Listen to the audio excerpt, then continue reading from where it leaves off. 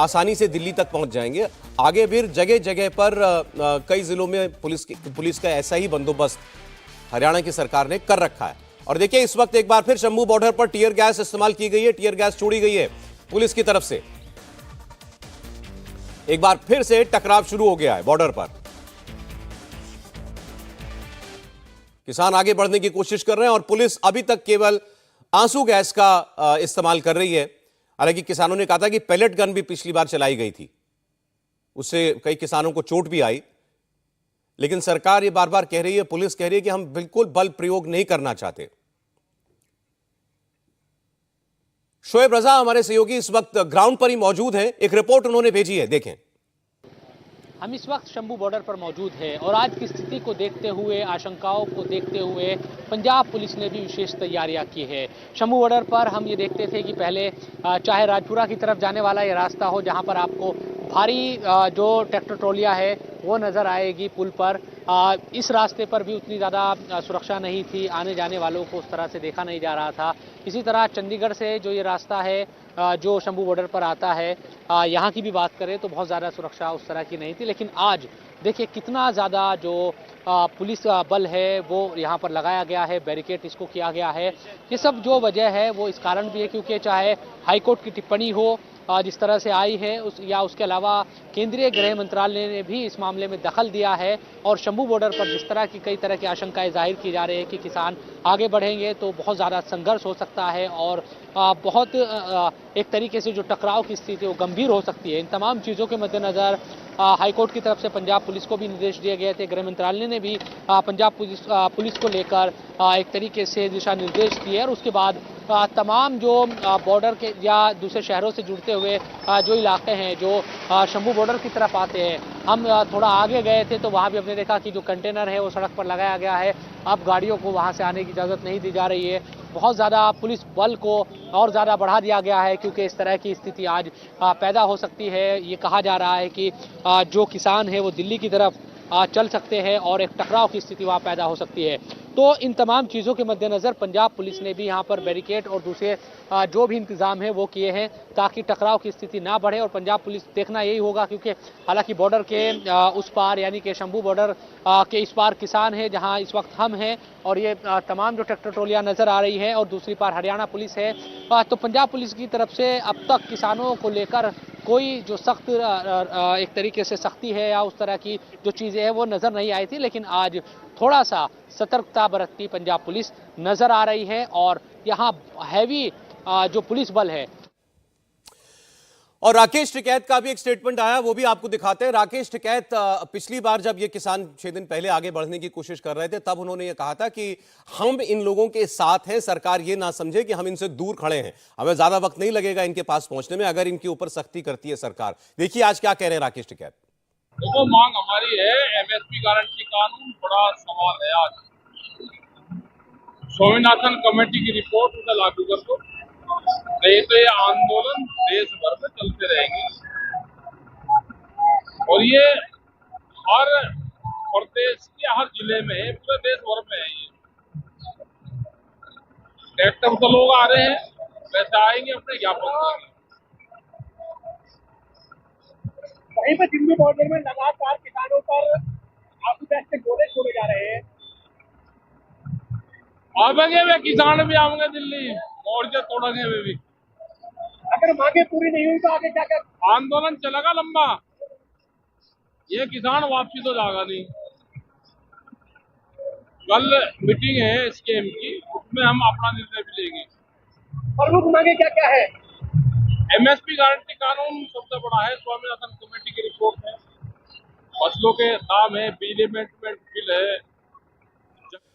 राकेश टिकैत कह रहे हैं संयुक्त किसान मोर्चा की कल बैठक की जाएगी और उसमें फैसला किया जाएगा। अब संयुक्त किसान मोर्चा अभी तक तो देखिए इस कूच, दिल्ली कूच के ऐलान से दूर खड़ा है, अलग खड़ा हुआ है। कल देखिए संयुक्त किसान मोर्चा क्या कहता है। पिछली बार जिसके बैनर तले ये सारा आंदोलन जो है 3 साल पहले चलाया गया था। आज इस बीच जो पंजाब के बीजेपी प्रमुख हैं सुनील जाखड़, उनका एक बड़ा बयान आया है और वो इल्जाम लगा रहे हैं पंजाब के मुख्यमंत्री भगवंत मान पर कि भगवंत मान ने जानबूझकर ये जो बातचीत किसानों की और सरकार के मंत्रियों के बीच चली, इसको खटाई में डाला।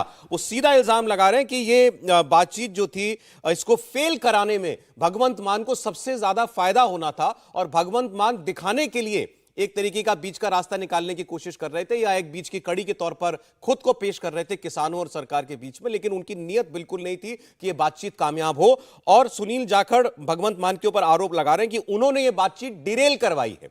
वो ये भी कह रहे हैं कि वो किसान भी जो दिल्ली जाना नहीं चाहते थे, जिन्होंने ये कहा था कि हम चंडीगढ़ कूच करेंगे, चंडीगढ़ की तरफ वो आगे बढ़ना चाहते थे, उनको भी उन्होंने दिल्ली का रास्ता दिखा दिया कि नहीं आप दिल्ली की तरफ बढ़िए। तो ये सुनील जाखड़ के आरोप हैं जो सीधे भगवंत मान के ऊपर, भगवंत मान के रोल पर संदेह पैदा करते हुए लगा रहे हैं। त्रिपाठी जी देखिए, जब आप ये कह रहे हैं कि सुनील जाखड़ कह रहे हैं, और मुझे लगता है कि ये बयान आया है, इसको भी जरूर सबको सुनाना चाहिए। पंजाब के मंत्री हैं बलबीर सिंह, एजेंसी पर अभी इनकी बाइट है, ये कह रहे हैं कि सरकार और किसानों के बीच बातचीत में कुछ नतीजा नहीं निकला है। हरियाणा सरकार और प्रशासन से मैं कहूँगा और केंद्रीय सरकार से भी कि इनको अपने पीसफुल प्रोटेस्ट के राइट जो है उसको एक्सरसाइज करने का अधिकार दें। कमाल की बात ये कि ये उस पंजाब के मंत्री बोल रहे हैं जिस पंजाब की जमीन पर, जिस पंजाब की सीमा में कितने तरह की मशीनें और किस तरह की तैयारी हो रही है। आगे वो कहते हैं कि भाई सिर्फ प्लास्टिक की पैलेट बुलेट चलाइएगा, ये वो वाली मत चलाइएगा, और फिर कह रहे हैं कई लोगों को बुलेट भी लगी।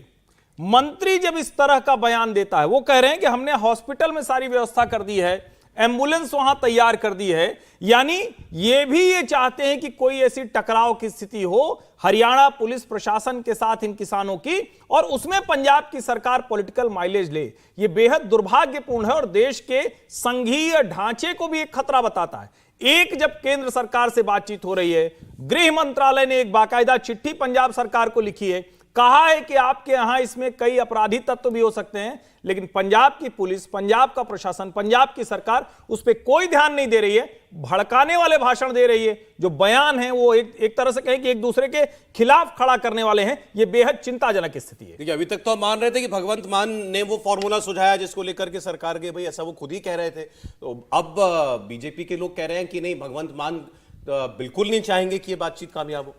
देखिए, पहला तो शक वहीं से पैदा होता है ना कि पंजाब के ही किसान यहाँ पे क्यों हैं, ये तो शक यहीं से पैदा होता है। फिर पंजाब की अगर सरकार की इच्छा नहीं होती कि ये किसान जो हैं आके आंदोलन करें, तो पंजाब वहीं रोक लेता इनको, यहाँ तक आते ही क्यों। दूसरी बात ये भी है, पंजाब और हरियाणा हाई कोर्ट ने जिस तरह का अपना जो ऑर्डर दिया है, ऑब्जर्वेशन दिया है कि भाई पीसफुल प्रोटेस्ट तो ठीक है, लेकिन बहुत सारे लोगों को इकट्ठा नहीं होना चाहिए, ट्रैक्टर ट्रॉली जो है वो वो हाईवेज पे नहीं होनी चाहिए, वहाँ पे अलाउड नहीं है, तो उसको इंश्योर कर लेते। तो देखिए, पंजाब सरकार के ऊपर भी तो सवाल है ना कि वो आखिर उन्होंने ये जो किसान हैं इनको यहाँ तक आने ही क्यों दिया। उनको रोक के रखना चाहिए था उनको कि, और वैसे भी और अपने ऊपर से टालने के लिए भी अगर उन्होंने दिल्ली की ओर मोड़ा तो भी इसमें राजनीति दिखाई देती है। अच्छा, एक और ग्राउंड रिपोर्ट हमारे पास है शंभू बॉर्डर से, वो भी एक बार देख लेते हैं। किसान इस बार पूरी तैयारी के साथ पुलिस का सामना करने के लिए आए हैं और पुलिस ड्रोन से आंसू गैस के गोले छोड़ रही है। ड्रोन से निपटने के लिए किसान क्या बंदोबस्त करके आए हुए हैं इस बार, पुनीत परिंजा की रिपोर्ट देखिए। ड्रोन यहां पर उड़ रहा है और दूसरी तरफ किसान अपनी पतंग उड़ा रहे हैं। आप तस्वीरें देख सकते हैं कि पतंग से ड्रोन को कैसे गिराया जाए, ये उसकी तस्वीर इस वक्त हम आपको दिखा रहे हैं यहाँ पे कि एक तरफ किसान जो हैं वो पतंग उड़ा रहे हैं और दूसरी तरफ जो सुरक्षा कर्मी हैं वो ड्रोन जो है उनके द्वारा उड़ाया जा रहा है। इस वक्त आप तस्वीरें देख रहे हैं, 3 ड्रोन जो हैं यहाँ पर उड़ाए जा रहे हैं और दूसरी तरफ 3 पतंगे जो हैं वो यहाँ पर उड़ाई जा रही हैं। हालांकि अब ड्रोन जो है उनको धीरे धीरे वापस जो है वहां से ले लिया गया है। आप देख सकते हैं कि सुरक्षा कर्मियों ने अपनी तरफ उसको खींच लिया है ड्रोन्स को, लेकिन अभी यहाँ पर जब ड्रोन उड़े तो तुरंत जो किसान हरकत में आए और उन्होंने पतंगे जो थी वो उड़ानी शुरू कर दी। ये आप तस्वीरें इस वक्त आप शंभू बॉर्डर पर देख रहे हैं। सुबह के समय यहाँ पर थोड़े आंसू गैस और टीयर गैस की जो फायरिंग जरूर हुई थी, लेकिन अभी फिलहाल यहाँ पर दोनों तरफ से जो है वो शांति बनी हुई है। और देखिए, एक बार फिर वहां पर कुछ हलचल है बॉर्डर पर, ये अब आप लाइव तस्वीर देख रहे हैं। एक बार फिर आपको आंसू गैस की आवाज सुनाई दे रही है, आंसू गैस के शेल छोड़े जा रहे हैं, धुआं आपको दिखाई देगा। भीड़ के बीच में काफी हलचल है इस बार। ये देखिए, सामने आपको आंसू गैस का गोला फटता हुआ दिखाई दे रहा है। तो किसान और पुलिस बिल्कुल आमने सामने है।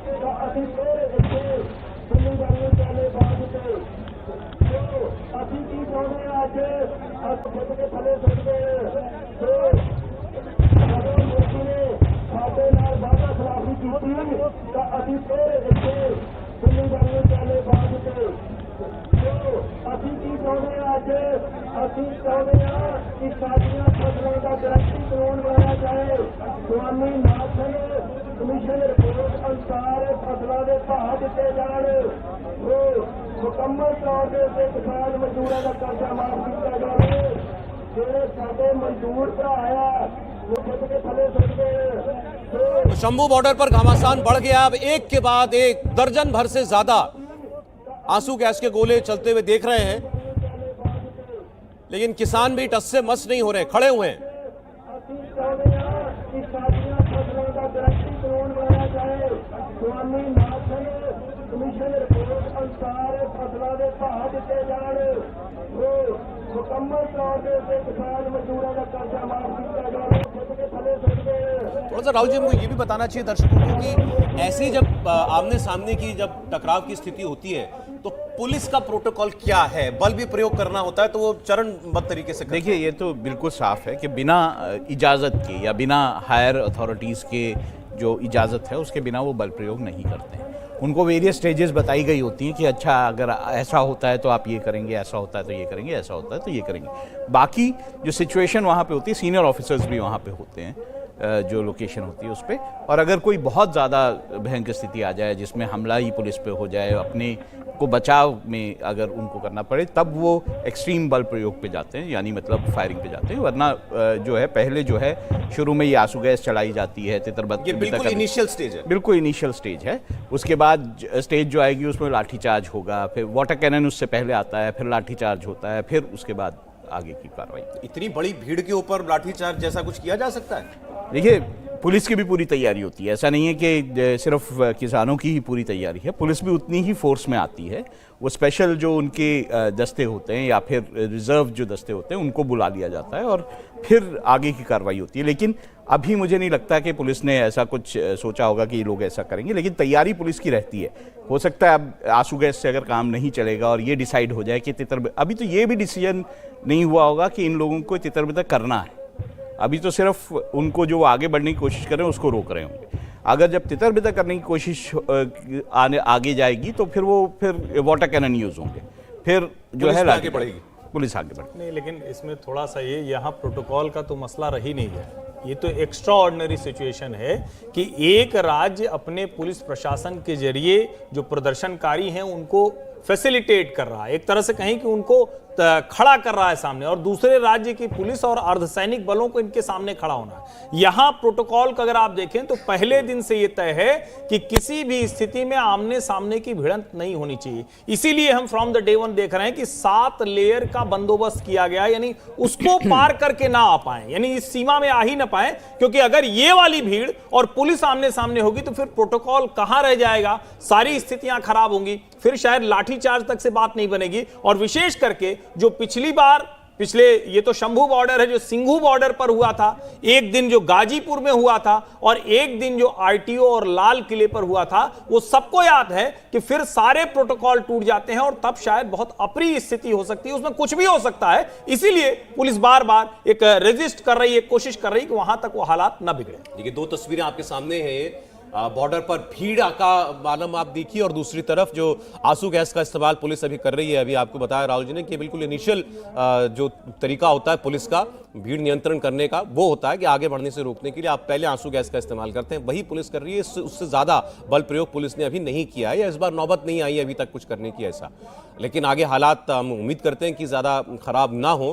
लेकिन बड़ी विचित्र परिस्थिति है समीर जी, अभी बात कर रहे थे तो ख्याल आया कि भाई ये बॉर्डर है, मतलब राज्य का बॉर्डर है, तो भाई हरियाणा पुलिस एक तरफ खड़ी हुई है, भीड़ दूसरी तरफ है, लेकिन भीड़ के पीछे भी तो पुलिस है, पंजाब पुलिस भी है वहां पर इस वक्त। लेकिन एक पुलिस फोर्स पूरी टक्कर ले रही है इनसे और दूसरी पुलिस फोर्स भीड़ के साथ खड़ी है या पीछे खड़ी है, और वो कुछ नहीं कह रही, लोगों को वो हटाने का प्रयास ही नहीं कर रही है।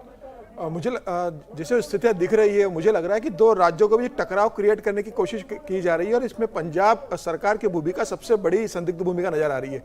पंजाब सरकार ने जिस तरीके से किसानों को दिल्ली जाने के लिए उकसाया है, पंजाब सरकार ने जिस तरीके से उन्हें बड़े आराम से सारी सुविधाओं के साथ शंभू बॉर्डर तक पहुंचने दिया है, पंजाब सरकार जिस तरीके से लगातार ये कोशिश कर रही है कि किसानों के मन में यह बात बैठे कि केंद्र सरकार किसानों की विरोधी है, वो उनके विरोध में काम कर रही है और उन्हें दिल्ली पहुंचने में रोकने के लिए सारे हथकंडे अपना रही है। और ये बताने की कोशिश कर रही है पंजाब सरकार कि हरियाणा के अंदर बीजेपी की सरकार है और केंद्र सरकार बीजेपी की हरियाणा की सरकार को आगे करके उन्हें रोकने की कोशिश कर रही है। मुझे लग रहा है इस पूरे भूमिका में पंजाब सरकार की भूमिका सबसे संदिग्ध दिख रही है। लेकिन मुझे ऐसा लगता है कि इस समय पंजाब सरकार को केंद्र सरकार के साथ मिलकर काम करना था। जिस तरीके से उन्होंने आतंकवादी को जब अमृतपाल सिंह को जब गिरफ्तार किया था, उस समय जिस तरीके से केंद्र सरकार और राज्य सरकार ने मिलकर काम किया था, मुझे लग रहा है इस आंदोलन को संभालने में भी उसी तरीके से भूमिका पंजाब सरकार को निभानी चाहिए थी। लेकिन मुझे लगता है कि पंजाब सरकार इस बात को जानती है, इनका राजनीतिक स्वार्थ इस आंदोलन के बढ़ने पर है। केंद्र सरकार के खिलाफ जितना गुस्सा होगा उतना पंजाब सरकार को, पंजाब की जो सरकार है आम आदमी पार्टी को, उसको दिल्ली के कुछ हिस्से में और पंजाब की 13 सीटों पे उसको फायदा होगा। इन 13 सीटों की राजनीति को देखते हुए पंजाब सरकार इस तरह का माहौल सिंधु बॉर्डर पर, शंभू बॉर्डर पर बना रही है कि जो चुनाव तक बना रहे और उसका पूरा राजनीतिक लाभ दिया जा सके। देखिए, अगर किसानों का आंदोलन होता और किसानों की मांगे जायज होती तो मुझे लग रहा है कि भारतीय किसान संघ शामिल होता।